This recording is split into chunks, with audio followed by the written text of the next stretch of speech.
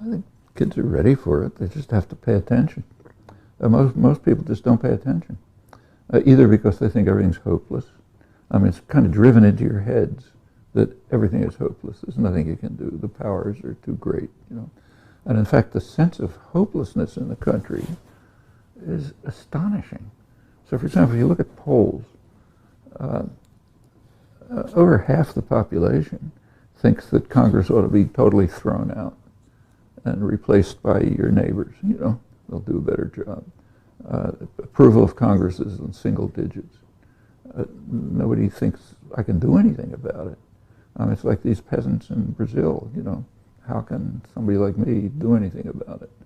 In fact, you take a look at some of the, take say the 9/11 movement, which is kind of interesting. Not the content, but just the phenomenon. You know, the Bush blew up World Trade Center, that kind of thing. It appeals to, I mean, it has a sympathy, at least, of, I forget the numbers, I think it's about a third of the population, a huge part of the population.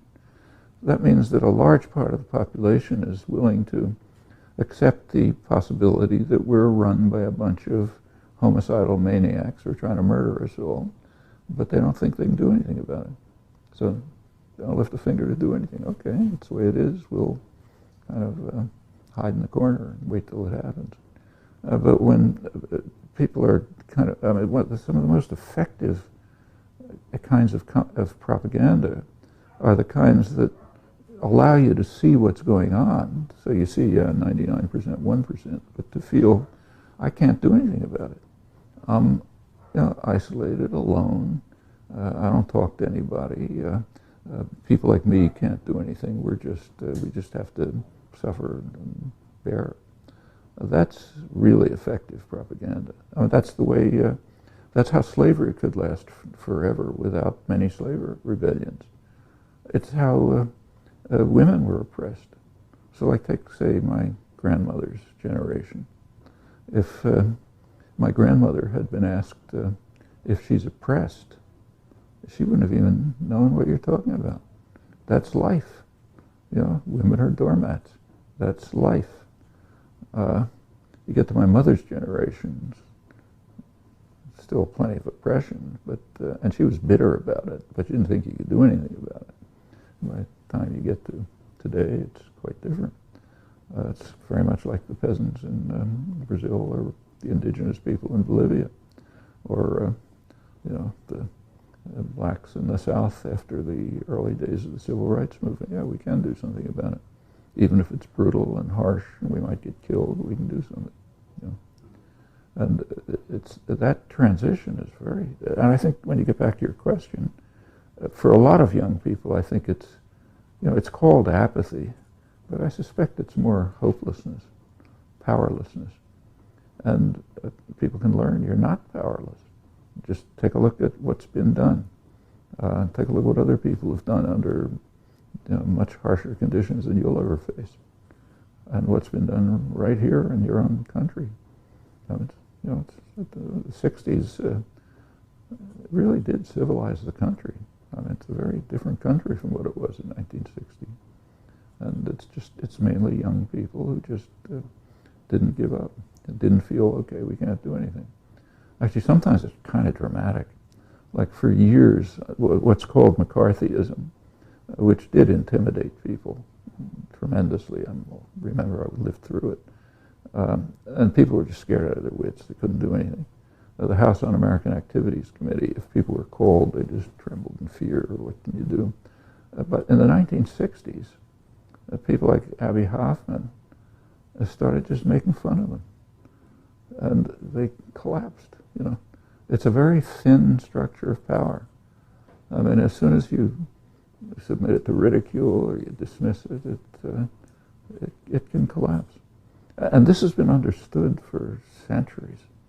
So you go back to, say, David Hume, who was one of the great founders of classical liberalism, a great philosopher, but he wrote a book that he called, I think it was called The Foundations of the Theory of Government or something like that.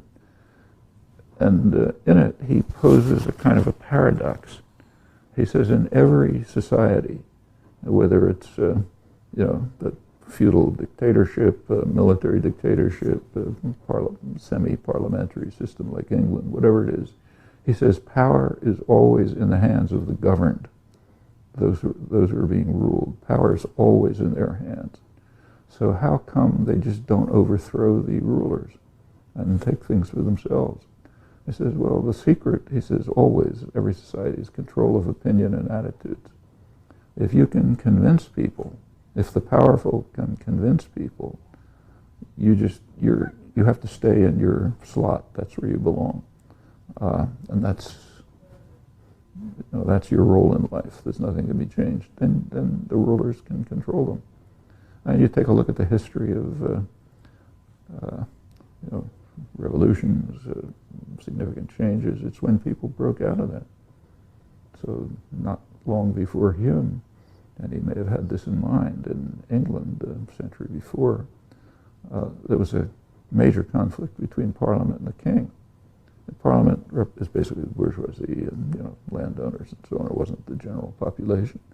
And the question is the king above the law?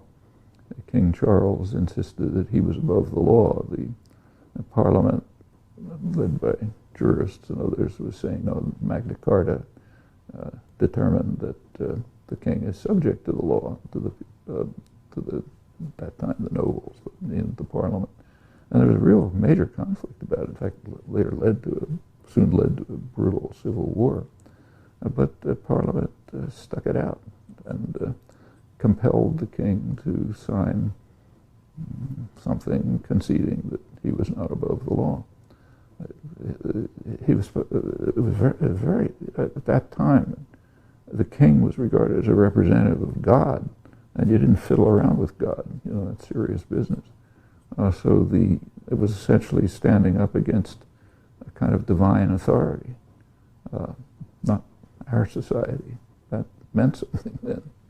And to break through that was very difficult, but they did. That led to constitutional parliament, to a parliamentary monarchy, which is different from feudal monarchy.